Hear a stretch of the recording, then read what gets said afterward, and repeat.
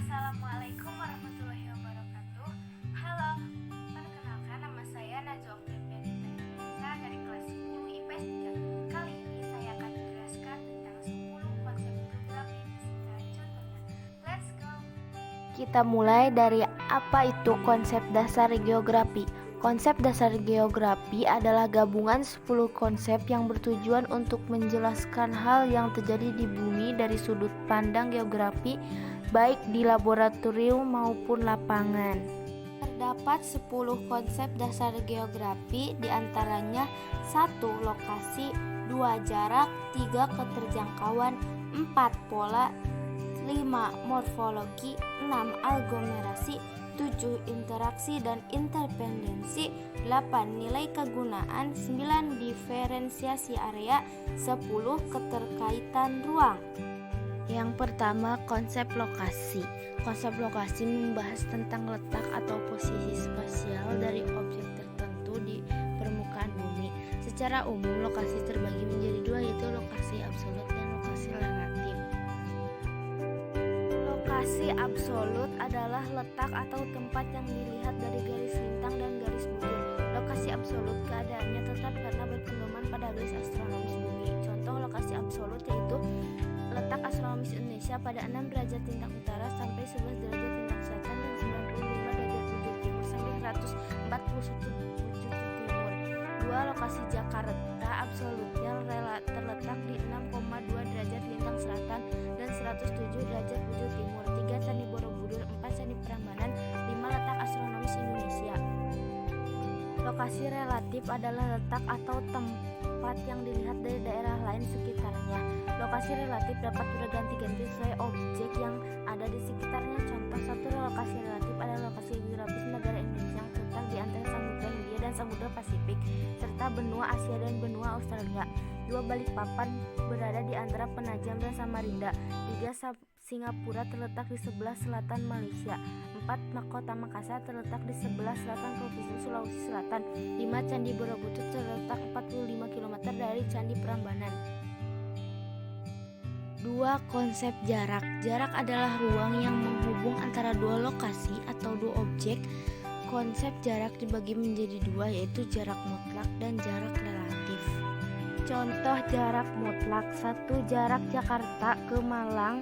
2. Jarak antara kota A dan kota B adalah 150 km. 3. Jarak Bandung ke Jakarta adalah 150 km. 4. Yogyakarta ke Surabaya 325 km. 5. Solo ke Yogyakarta 3,2 km. Contoh jarak relatif: 1. Jarak Jakarta ke Malang dengan pesawat adalah 1,5 jam. 2. Jarak antara kota A dan B ditempuh dengan waktu 3 jam menggunakan motor prop. 3. Jarak SMA 1 Bandung ke SMA 3 Bandung ditempuh 3 menit menggunakan mobil. 4. Jakarta ke Bandung ditempuh dalam waktu 2 jam melewati tol Purbalenyi. 5. Seorang pengendara motor yang menuju kota Surabaya membutuhkan waktu 1 jam. 3. Konsep keterjangkauan. Konsep geografi ini mengacu pada kemudahan untuk mencapai suatu objek yang dipengaruhi oleh kondisi geografi suatu wilayah. Contohnya, dari Jakarta akan lebih mudah menjangkau kota Padang daripada Kepulauan Mentawai. 2. Perkampungan suku Baduy di Provinsi Banten terletak di daerah pegunungan sehingga untuk mencapainya hanya dapat dengan berjalan kaki. 3. Harga lahan di persimpangan lebih mahal daripada lahan di dalam gang.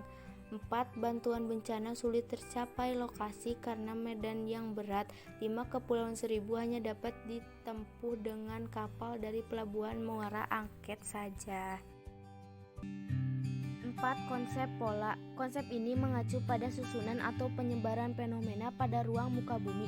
Pola merupakan hasil proses pengangkatan atau penurunan wilayah melalui proses geologi. Contohnya, 1. Pulau-pulau dataran yang luas, pedungan dan lembah. 2. Pemukiman memanjang di sepanjang jalan raya Pantura Jawa. 4. Pemukiman di kota besar seperti Jakarta dibangun berhimpit. 5. Air sungai yang berbentuk sudut siku-siku adalah aliran sungai rectangular.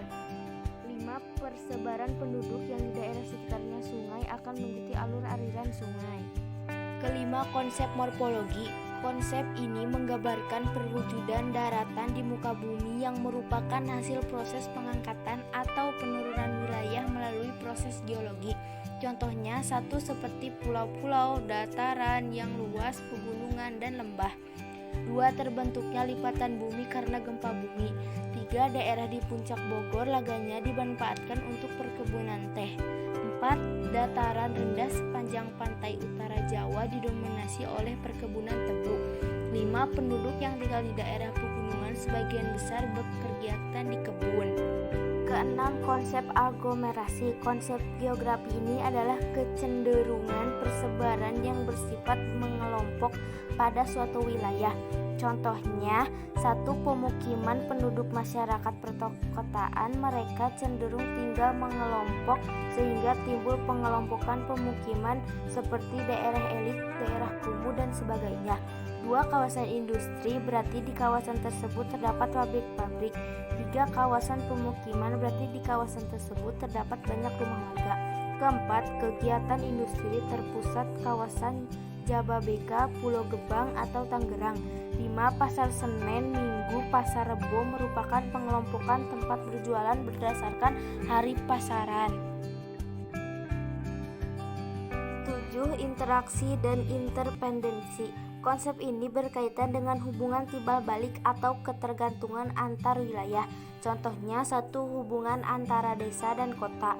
Warga kota membutuhkan makanan dari desa, sedangkan warga desa membutuhkan teknologi dari kota.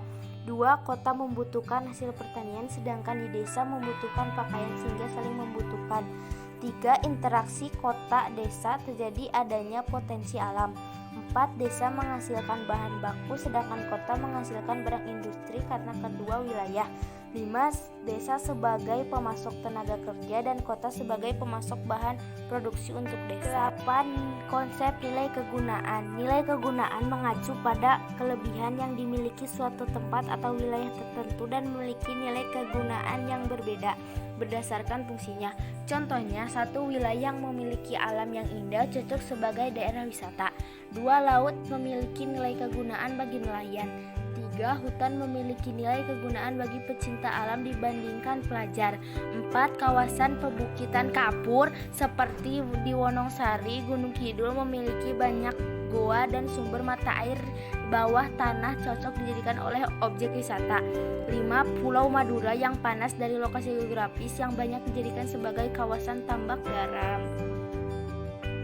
9. Konsep diferensi area menggambarkan keunikan atau karakteristik antara wilayah satu dengan yang lain. Contohnya, konsep ini misalnya masyarakat yang tinggal di pesisir bekerja sebagai nelayan, sedangkan warga pegunungan biasanya bekerja di kebun atau ladang. 2. Masyarakat desa umumnya memiliki mata pencaharian agraris seperti petani ataupun peternak, sedangkan masyarakat di kota sudah ke arah industri manufaktur dan penyediaan jasa. 3. Pakaian wol cocok digunakan di daerah dingin. 4. Misalnya masyarakat tinggal di pesisir bekerja sebagai nelayan, sedangkan warga pegunungan biasanya bekerja di kebun atau ladang. 5. Bentuk rumah penduduk asli Sulawesi memiliki bentuk panggung, sedangkan rumah bentuk asli Jawa tak berbentuk panggung. 10. Konsep keterkaitan ruang. Keterkaitan ruang yaitu konsep yang menunjukkan akan tingkat keterkaitan wilayah dan mendorong terjadinya sebab akibat antar wilayah. Contohnya, satu, daerah hilir mengalami banjir karena pembangunan yang terjadi di daerah hulu.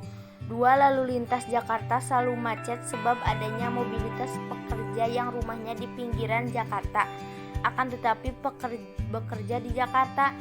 3. Kabut asap melanda Singapura merupakan hasil dari pembakaran lahan di kota Riau, Palembang, dan sekitarnya yang kemudian terbawa angin. 4. Lapangan pekerjaan banyak tersedia di kota, sedangkan di desa hanya terbatas pada sektor pertanian. 5. Penduduk kota menghasilkan berbagai produk industri seperti pakaian, kendaraan, barang-barang elektronik, dan lain-lain.